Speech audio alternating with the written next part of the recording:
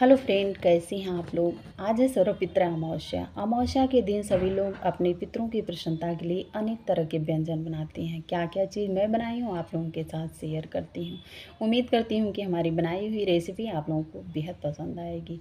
मैं अपने पितरों के निमित्त जो है थाली तैयार करी हूँ। किस तरह से करी हूँ, कुछ चीज़ें ऐसी होती है जो पितृपक्ष में ज़रूर बना के अपने पितरों की प्रसन्नता के लिए और श्राद्ध और तर्पण करते हैं जब ना, तो उसमें ज़रूर शामिल करना चाहिए। जैसे कढ़ी हुआ, उड़द की दाल का बड़ा हुआ, और अनेक तरह के व्यंजन बना करके अपने पितरों को जो है हमें भोग लगाना चाहिए। श्राद्ध के दिन जो है ज़रूर खिलाना चाहिए।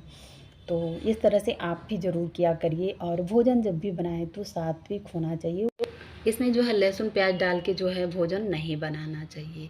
पितृपक्ष का लास्ट दिन आज है, और जो लोग 15 दिन के अंदर, जैसे मान लीजिए बहुत सी सारी गलतियां हो जाती हैं, जैसे हम किसी पितृ को भूल गए हैं, चाहे कोई चीज़ हम नहीं कर पाए हैं, वो सर्व पितृ अमावस्या के दिन करने से हमारी सारी गलती जो है या हमारे सारे फल जो हमको प्राप्त हो जाते हैं। तो इस दिन जो है ज़रूर आपको करना चाहिए। 15 दिन में हुई गलती, चाहे भूल हुई, चाहे जो भी हमसे त्रुटि हुई है, अगर उस दिन हम नहीं किए हैं 15 दिन के अंदर, और यह सर्व पितृ अमावस्या के दिन अगर हम करते हैं तो हमें मोक्ष की प्राप्ति होती है। क्योंकि पितरों के लिए सर्व पितृ अमावस्या जो है बहुत ही खास होती है।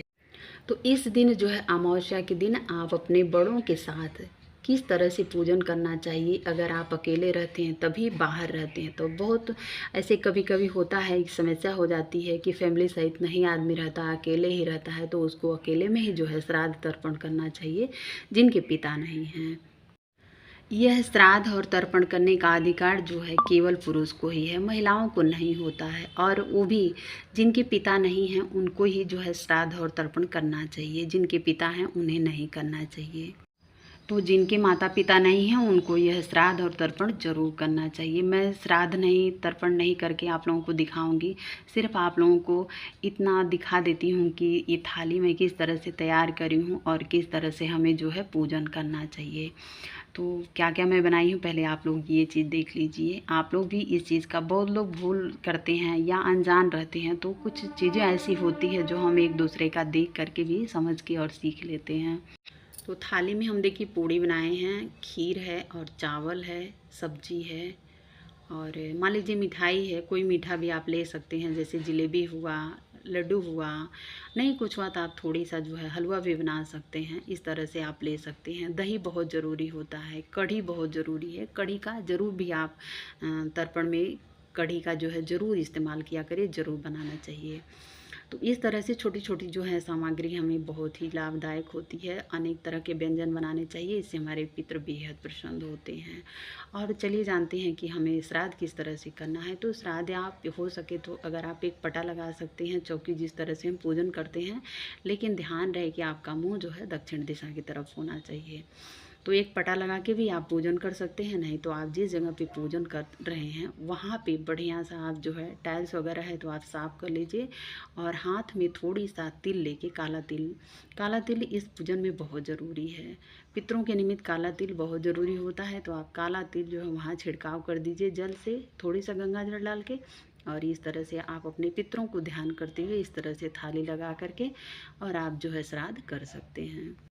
तो पितरों की प्रसन्नता के लिए हमें उम्मीद करते हैं कि आप लोग ज़रूर ये हमारी वीडियो को देखेंगे। बहुत लोगों को बहुत सी ज़्यादा सीख मिलेगी इस चीज़ से, क्योंकि बहुत लोग अनजान रहते हैं, जो नहीं जान पाते हैं और गलत सही गलतियां भी कर देते हैं। जैसे मान लीजिए हम नहीं जानते हैं तो हमको नहीं पता होता है, लेकिन मैं अपने घरों में देखी हूँ, हमारे यहाँ इस तरह से होता था। तो मुझे में बहुत से ज़्यादा ऐसी चीज़ें होती हैं जो आदमी, बच्चे या बड़े होते हैं, जो अपने घरों से सीख लेते हैं।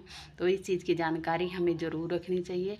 और एक चीज़ है, जैसे मान लीजिए हमारे घर में क्या होता है, जगह जगह के अलग अलग रीत रिवाज होता है, तो जगह जगह क्या किस तरह से नियम है उसको भी थोड़ी सा जो हमें फॉलो करना चाहिए। थाली हमारी एकदम से तैयार हो गई है, तो देख सकते हैं आप थाली तैयार हो गई है। अब हम ये लोटा लिए हैं, लोटे में आप चाहे तो पीतल का लोटा हो चाहे तांबे का लोटा हो, आप कोई भी लोटा, एक लोटा ले सकते हैं।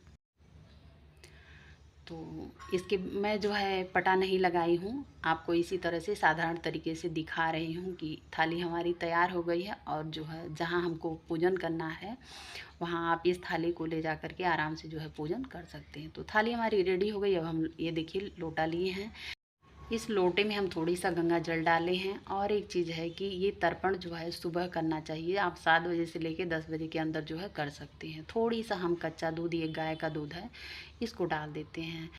और ये देखिए जब हम तर्पण करते हैं तो इस तरह से हमें पैंती मिलती है, कुश की मिलती है, उसको बहुत ज़रूरी हाथ में डाल के तभी जो है श्राद्ध और तर्पण करना चाहिए।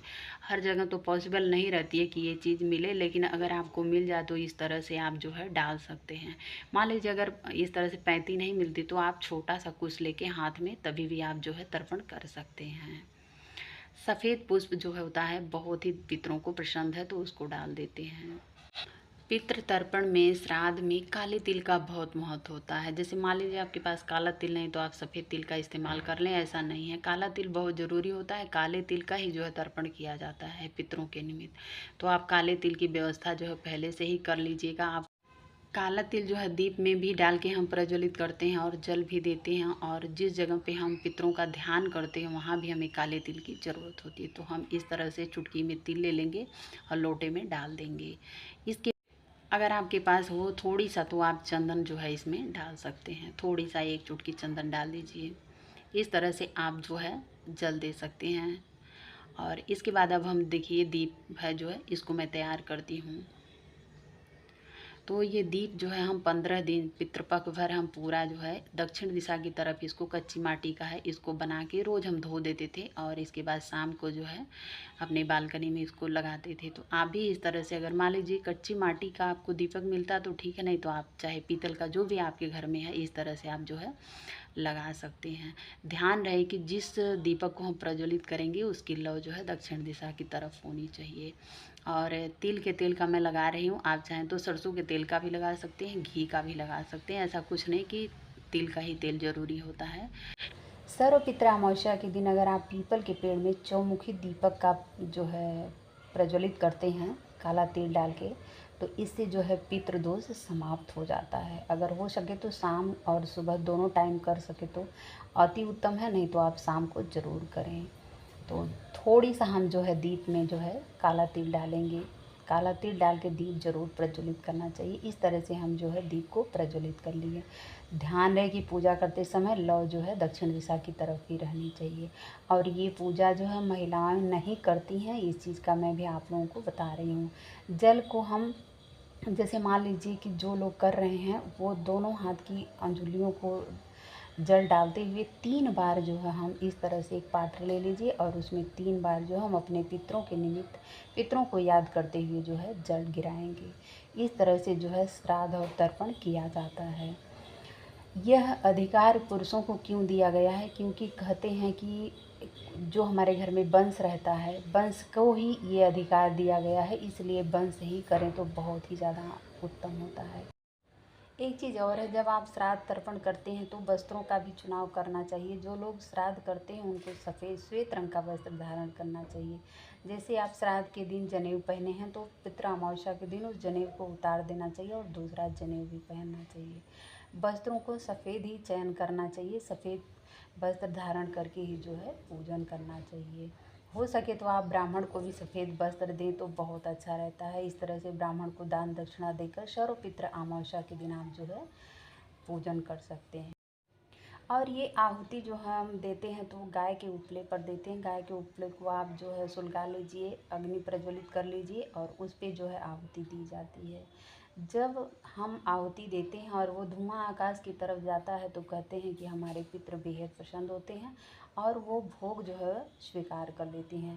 तो इस दिन सर्वपितृ अमावस्या के दिन जो भी भूले भटके कार्य हमारे रहते हैं अगर हम करते हैं तो उस दिन जो है 15 दिन की हुई त्रुटियाँ जो है पूरी हो जाती। तो हमारे चैनल मम्मी की रेसिपी में आप सभी का स्वागत है। कैसे हैं आप लोग कमेंट बॉक्स में ज़रूर लिखिएगा। वीडियो पसंद आए तो हमारे चैनल को लाइक करें, चैनल को सब्सक्राइब करें और बेल आइकन के प्रेस को ज़रूर टच करें ताकि जो भी मैं छोटी छोटी जानकारी लेके आती हूँ आप लोगों तक उसका नोटिफिकेशन ज़रूर पहुँचे।